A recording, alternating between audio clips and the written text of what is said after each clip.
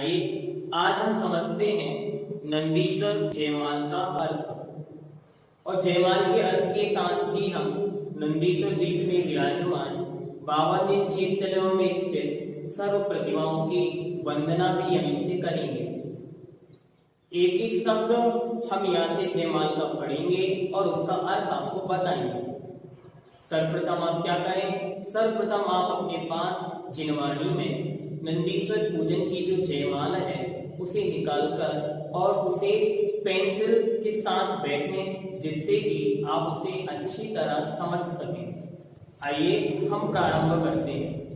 सबसे पहले हम ये जाने नंदीश्वर द्वीप है क्या और कहाँ अवस्थित है। तो इस तीनों लोगों के मध्य में जो जम्बूद्वीप है उस जम्बूद्वीप के मध्य में बीचों बीच एक सुमेरु पर्वत है। वहां से लेकर 7 द्वीप और समुद्रों को छोड़कर जो 8वां द्वीप आता है उसका नाम है नंदीश्वर द्वीप, जो कि नंदीश्वर नाम के सागर से घिरा हुआ है। हम चित्र के माध्यम से भी देख सकते हैं बीचों बीच सुमेरु पर्वत, उसके 7 द्वीप और समुद्र को छोड़कर पुनः जो ये 8वां द्वीप आया इसका नाम है नंदीश्वर द्वीप, जो कि नंदीश्वर नाम के सागर अर्थात नंदीश्वर समुद्र से चारों ओर से घिरा हुआ है। अब हम जयमाला के माध्यम से इस नंदीश्वर द्वीप के भाव को और समझते हैं। देखें, कार्तिक फाल्गुन सार के अंत आठ दिन माही, नंदीश्वर सुर जात हैं हम पूजे ठाई। अर्थात नंदीश्वर द्वीप का जो पर्व है वह वर्ष में 3 बार आता है। सर्वप्रथम कार्तिक, फिर फाल्गुन, फिर आषाढ़। इनके 8 अंत दिन माही, अर्थात इन महीनों के जो अंतिम 8 दिन हैं, अष्टमी से लेकर पूर्णिमा तक के जो 8 दिन हैं, इन 8 दिनों में ये नंदीश्वर नाम का पर्व मनाया जाता है।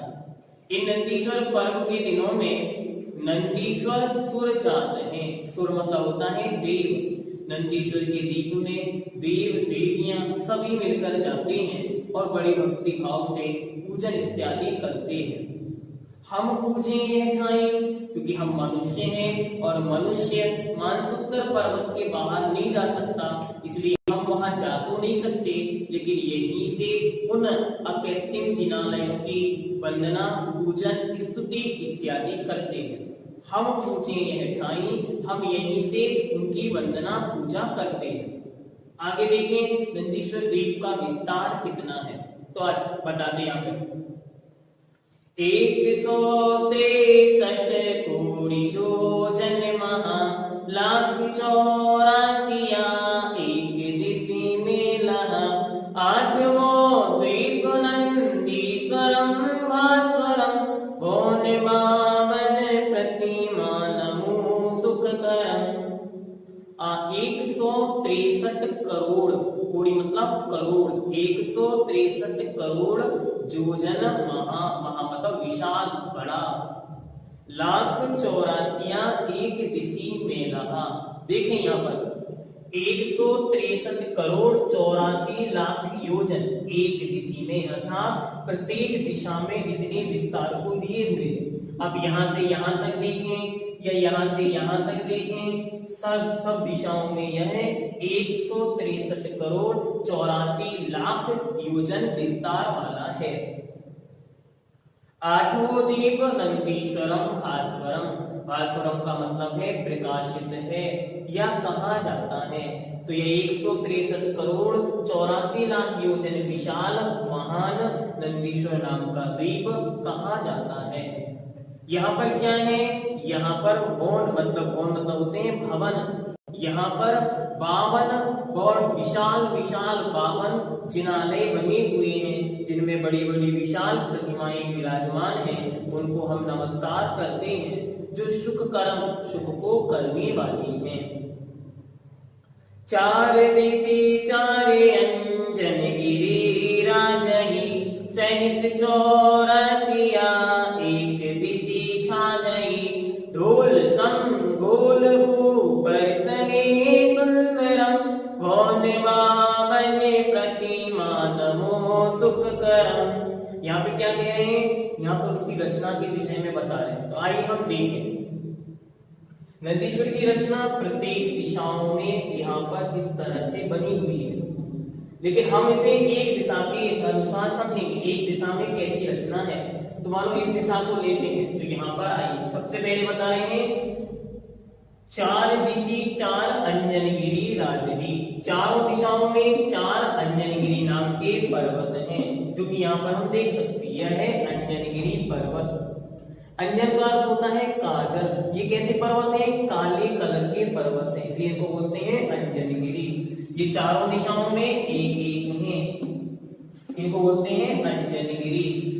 ये कैसे हैं, तो कहते हैं सहस चौरासिया एक दिशी छाजही। छाजही मतलब वहां पर स्थित है।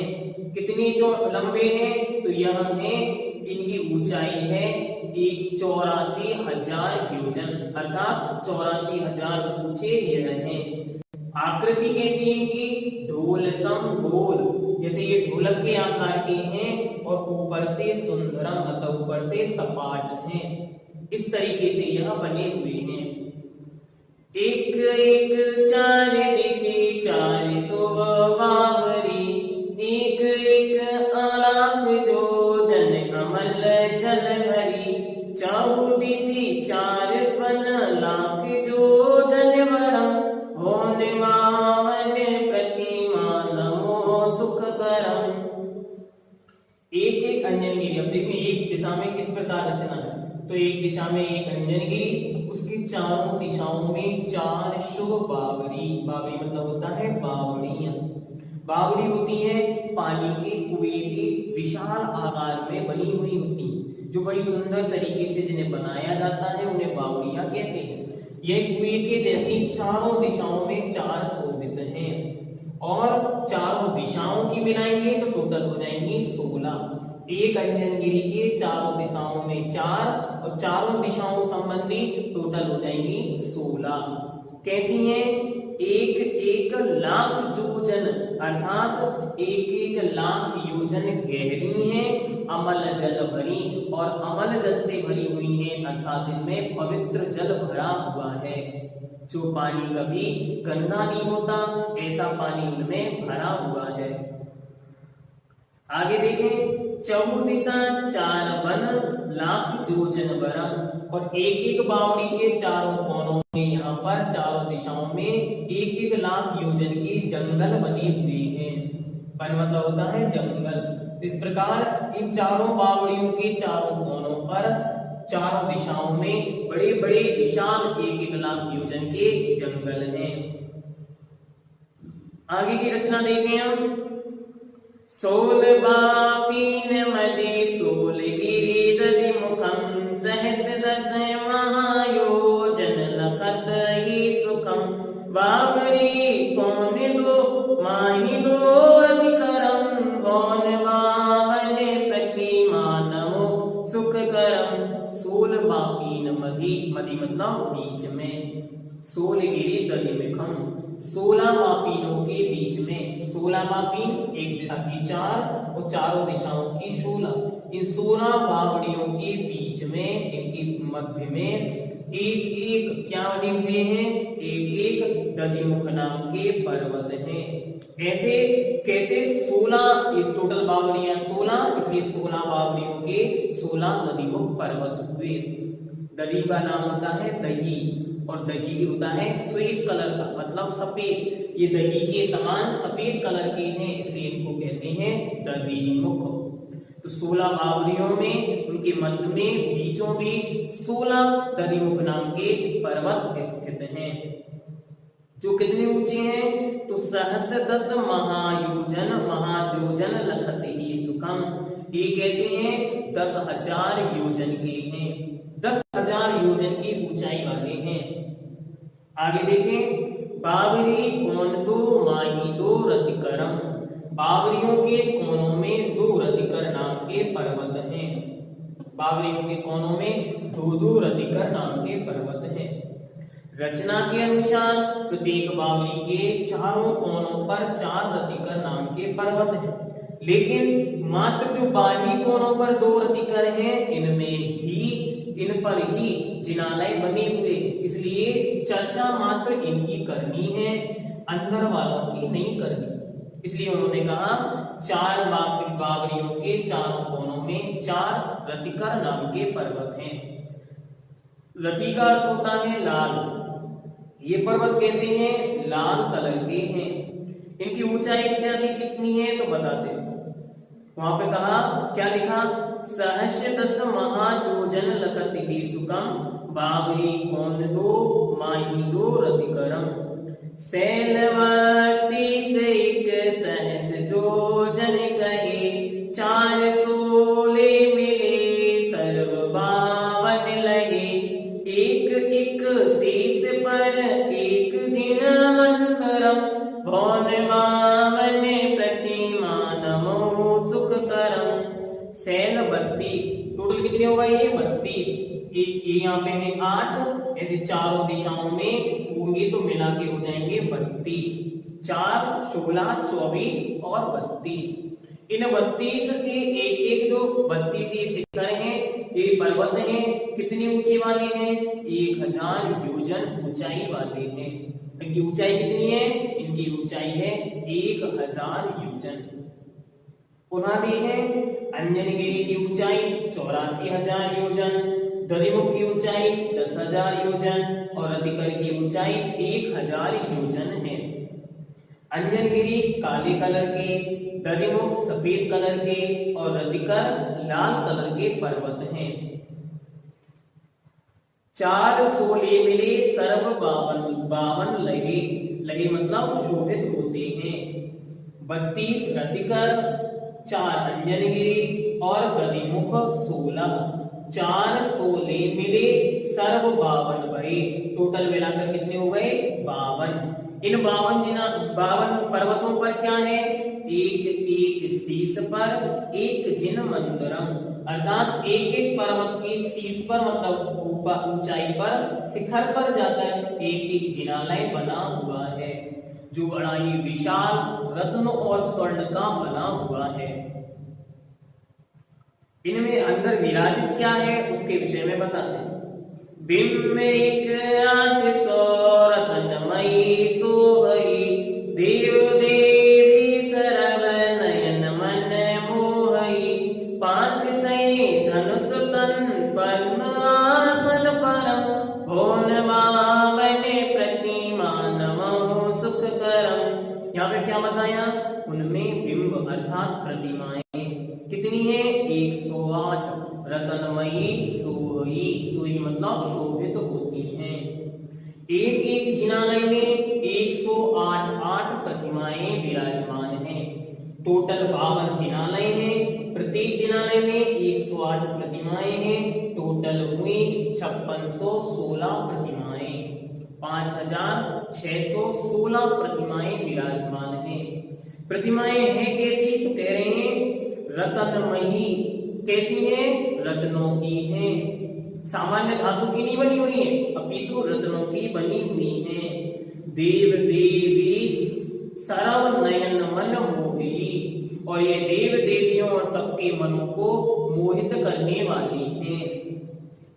500 धनुष तन पद्म आसन परम, ये पद्मासन से विराजमान है और 500 धनुष की हैं। 500 धनुष ऊंचाई वाली और पद्मासन से विराजमान है। सोचो कितनी विशाल होगी। हम आंख बंद करके यहीं से उन प्रतिमाओं की वंदना करते हैं जो 500 धनुष ऊंची और पद्मासन से विराजमान हैं। आगे उन प्रतिमाओं की आकृति कैसी है तो बताते हैं। बड़ी ही सुंदर आकृति है। लाल नख मुख नयन श्याम अरूप श्वेत है, श्याम रंग मोहि सिर केश छवि देत है। बचन बोलत मनो हसत काल से हरम, भौन बावन प्रतिमा नमो सुख करम। लाल नख मुख क्या कह रहे हैं? लाल कलर के हैं, उनके नख मतलब नाखून और मुख उनका मुख और उनके नाखून लाल कलर के हैं। थोड़ा सा चिंतन करना है, विचार करना है, कैसी प्रतिमाएं बनी होंगी। रत्नों की हैं, लाल कलर के नाखून हैं, लाल कलर का मुख है, और नयन अर्थात आंखें कैसी हैं? श्याम अरु श्वेत हैं। श्याम मतलब काली, अरु मतलब और, श्वेत मतलब सफेद। जैसे हमारी और आपकी आंखें हैं, ऐसी ही उनकी आंखें हैं। कैसी लगती होंगी? भव्य दिव्य प्रतिमाएं रत्नों की बनी हुई, मुख लाल और उसमें हमारे समान काली और सफेद आंखें, बड़ी ही सुंदर और मनमोहक होती हैं। श्याम रंग भौं, और उनकी जो भौं है, ये भौं भी उनके काले कलर के हैं। सिर केश छवि देते हैं और बाल भी उनके काले कलर के हैं और सिर पर बड़ी सुंदर छवि को दिखलाने वाले हैं। वचन बोलत मानो, ऐसी लगती हैं जैसे वचन बोलने वाली हो। मनो हसत, हंस रही हूँ। कालुष हरम, और कलुषता को हर रही हैं। ऐसी लगती हैं जैसे मानो बोल रही हूँ, बोलती नहीं लेकिन लग रही हैं जैसे बोल रही हूँ। कालुष्यता को हरने वाली हैं और बड़ी ही सुंदर हैं। ऐसी लगती हैं जैसे मुस्कुरा रही हूँ। अंतिम पंक्तियां देखें और उनकी महिमा क्या है। कोटि शशि भानुदुति तेज छिप जात है, महावैराग्य परिणाम ठहरात है। बयन नहीं कहे लखी भूत सम्यक धर्म, गौण मावन प्रतिमा नमो सुख करम। कोटि शशि, कोटि मतलब करोड़, शशि मतलब चंद्रमा, भानु मतलब सूर्य, द्युति मतलब प्रकाश, तेज छिप जात है। करोड़ों सूर्य और चंद्रमा का प्रकाश, द्युति कांति जिनके आगे छिप जाती है मतलब फीकी पड़ जाती है। महावैराग्य परिणाम ठहराते हैं, और वे प्रतिमाओं का दर्शन ही महान वैराग्य को प्रदान करने वाला है, महान वैराग्य को बढ़ाने वाला है। बयन नहीं कहे, वे वचन नहीं कहती, मात्र लखी अर्थात उनको देखने मात्र से होत सम्यक धर्म, उनको देखने मात्र से सम्यक दर्शन हो जाता है। असंख्यात असंख्यात देव देवियां उनकी वंदना करने आते हैं और ना जाने कितनी देव देवियां सम्यक दर्शन को प्राप्त हो जाते हैं। उन 52 प्रतिमा नमो सुख करम, इस प्रकार उन 52 भवनों में जो प्रतिमाएं विराजमान हैं, जो सुख को करने वाली हैं, उन्हें हम सभी यहीं से नमस्कार करते हैं। नंदीश्वर जिन धाम प्रतिमा महिमा को कहे, ध्यान लीनो नाम यही भगत इसे सुख करे। नंदीश्वर जिन धाम, जो प्रतिमाएं हैं नंदीश्वर जिन धाम का और प्रतिमाओं की महिमा को मैंने इसमें कहा।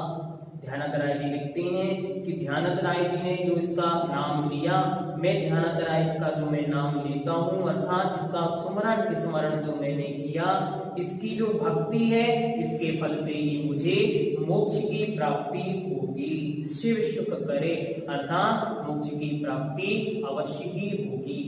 पुनः एक बार हम चित्र को देखें और समझें। 7 द्वीप और समुद्रों को छोड़कर इसके पश्चात यहाँ एक 8वां द्वीप है जो 163 करोड़ 84 लाख योजन विस्तार वाला है। ये टोटल द्वीप यहाँ से यहाँ तक इसका विस्तार, चाहे यहाँ से यहाँ का निकाले चाहे यहाँ से यहाँ का निकाले, विस्तार कितना? 163 करोड़ 84 लाख योजन। इसकी प्रत्येक दिशाओं में, चारों दिशाओं में इस तरह की रचना बनी हुई है। ये रचना क्या है? अंजनगिरी बीचों बीच जो काले कलर की है पर्वत, फिर इसके चारों कोनों में 4 बावड़ियां, प्रत्येक बावड़ी के बीच में एक दधिमुख नाम के पर्वत जो कि सफेद कलर के हैं। इनके कोनों में 2 रतिकर नाम के पर्वत जो हैं लाल कलर के। एक दिशा में रचना हुई 13 पर्वत, 13 चौके 52। अर्थात एक दिशा में 14, एक दिशा में 13 और टोटल हुए 52। इस प्रकार ये 52 पर्वत हैं। 52 पर्वतों पर प्रत्येक पर्वत पर एक एक मंदिर है और एक एक मंदिर में 108 प्रतिमाएं हैं। टोटल प्रतिमाएं हुई 5616। आज के लिए हमने ये सब विषय समझा और आप सभी ने इस वीडियो को पूरा देखा तो अवश्य ही आपको इसकी उपलब्धि हुई होगी। सभी को जय जिनेंद्र।